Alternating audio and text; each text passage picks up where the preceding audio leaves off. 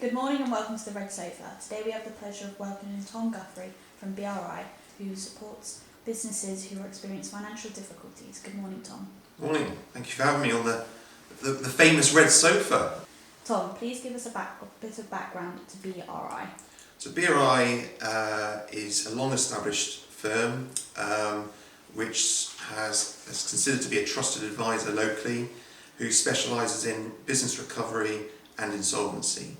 We've got multiple offices across the country with experienced, qualified individuals within those offices that are there to support our firm ethos of helping clients, giving them the right advice first time and every time. What does BRI do to best help their client, and would you always look first in supporting businesses to recover?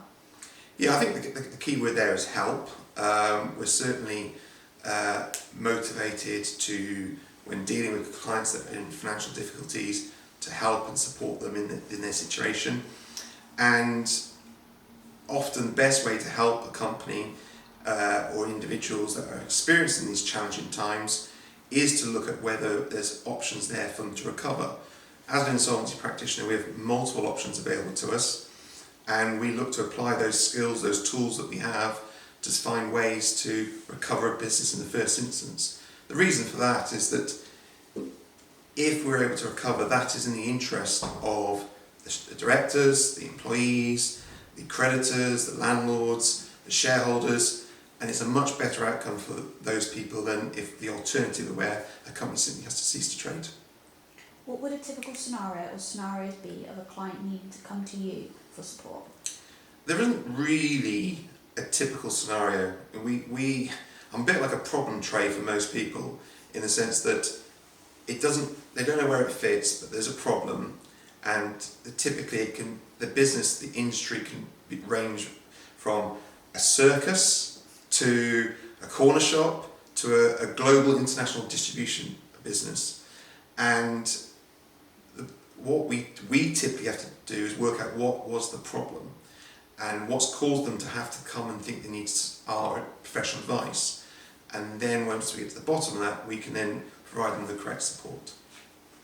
While BRI looks at its services from a business point of view, at the end of the day, you are dealing with people who have most likely been going through a hard time leading up to the initial being in contact with you. If insolvency was the only way forward, how does BRI support their clients through this?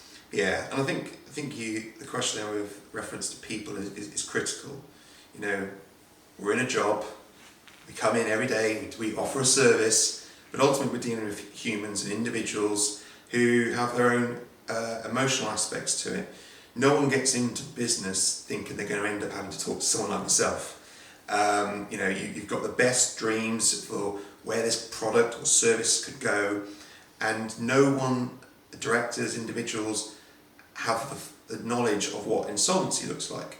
So we come along and help those people, guide them step by step, have those difficult conversations, and if then it transpires that the insolvency is unfortunately the only route for them remaining, we will walk them through that. We will tell them the consequences of insolvency, and we and my team that we've got that supports me are there to guide them and those who are impacted by it. It's not just the directors, but there's creditors, suppliers that are also impacted, and we're there to communicate to them.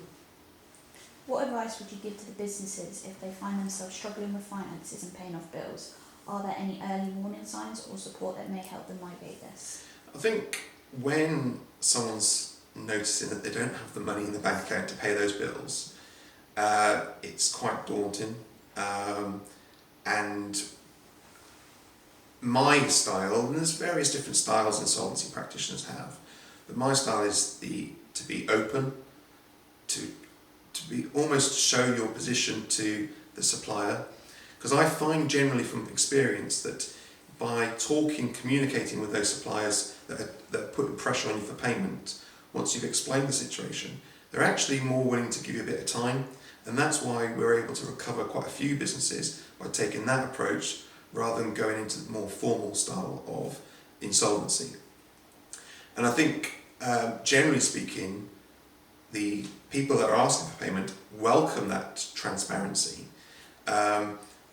But I also recognise there are people that are reluctant to do that because there's people out there that once you show your cards will take advantage of it. But we're there to make sure that we're presenting in a professional way in that scenario. And then when you come to, I think, reference there, sort of warning signs. Warning signs can vary, but the reality is, if you're struggling to make payment, there's a warning sign there to the business. If your customers are sort of slow in making you payments, that's a warning sign that you should be perhaps talking to your accountant, getting their support, reviewing your cash flows, because key customers are not paying on time or services are being delayed.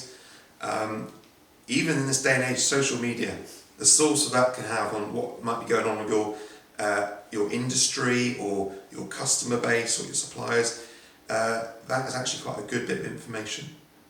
Thank you for your time today, Tom. That's Tom from BRI. Thank you very much. Thank you for having me.